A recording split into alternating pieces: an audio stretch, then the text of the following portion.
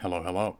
This time we're going to briefly go over how to make the clothes for this character. I've already made a video on clothes, so you might want to watch that as well, especially if you want to learn how to make stockings, which is something I cover in that video. But yeah, let's jump right into it.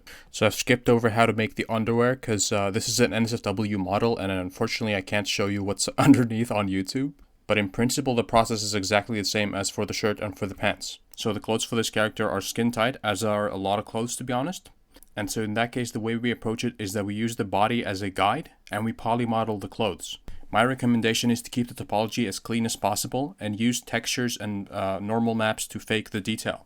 So that includes things like folds and creases. I would recommend that you at least start by considering not modeling them in. But if you have to model them in, then try to keep the UVs as clean as possible. One good thing to keep in mind as you model clothes is where the tension is. For example, in this case, I know that there is tension between the collar and the shirt, and I am modeling the shirt accordingly. If your clothes look baggy when you intended them to be tight, it can be a good thing to decide where the tension should be and go over your model again and model in the tension. But yeah, I don't really have a whole lot to say about the shirt. It's so simple that I can't imagine anyone would have trouble with it. For the torso, I have like these band things that you often see in anime.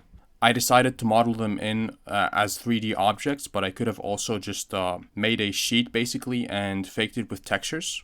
One method is not necessarily better than the other. It's really up to you which one you want to use. Then the pants are straight up just a cylinder that I extruded over and over. The only thing to keep in mind here is to include the waistline so that the pants can deform properly and of course have a joint around the knee.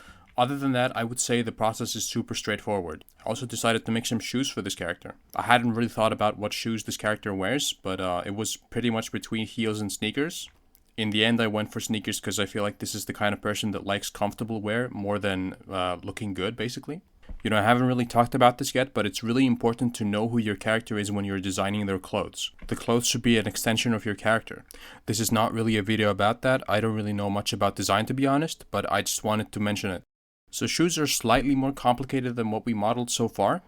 Still quite simple though. So basically the way I think about the anatomy of a shoe is that there's a sole, there's a body, and there's a flap. Now each of these three things can be composed of multiple parts, but these are the basic parts in my opinion. As with all clothings, it's really important to think where the seams are. Seams, rims, protrusions, anything like that. Typically you want the edge flow to flow with those seams and rims. So for example, for the shoe, you probably want like a rim where the sole meets the body of the shoe. And then you probably also want a rim at the part around the ankle. These details are what makes or breaks the design, so it's really important to get them right. You can also fake these things with textures if you want, especially the seams. But anyway, the way I approached this shoe is that I made those three parts that I talked about, the sole, the body, and the flap. Then I made this separate object that's supposed to be part of the body, I suppose. And this is basically where the shoestrings are going to go. You could design the shoes a lot more to make them look better, but honestly, I just don't care about the feet at all, and I just don't want to spend any more time on this than I have to. And yeah, the shoestring is basically just a plane that I extruded over and over, and then I used the solidify modifier on it. You could also use a curve if you wanted, it's really up to you. And yeah, I think I should say at least a couple of words on the materials. Really, when it comes to clothes, the battle is fought in the materials. So the accessories are supposed to be gold, so I just made them a metallic gold color. Nothing too fancy there. Now the shirt is an interesting case. It's supposed to be this plasticky, tight material that's slightly see-through. I had a lot of trouble getting the look that I wanted. In the end, I ended up using a texture. I basically just took a screenshot of the UV map. I took it into Krita, and I painted over the UV map. I could definitely still improve the result, but I think it looks half decent for now. And yeah, this is why it's important to have clean UVs. Like, it wouldn't be possible to hand paint a texture like this if you didn't have clean UVs. The bands are just a flat color, nothing too fancy there. For the pants, I just used a random texture for the internet for some surface detail, plus I added some seams. I already covered how to add seams in my previous clothing tutorial, so watch that if you don't know how to make seams. I think I might go over the pants one more time and add some more details with a texture, but for now I think it's fine.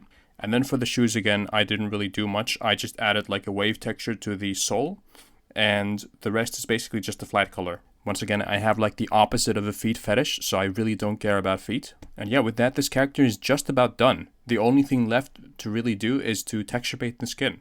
By the way, if you're wondering about the fate of this model, I think I'll briefly mention it here.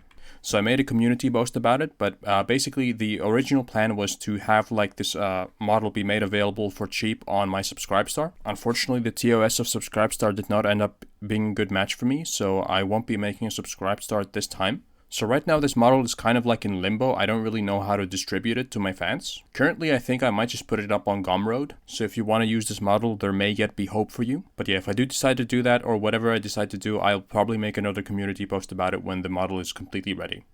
Alright, and with that, I'll see you next time.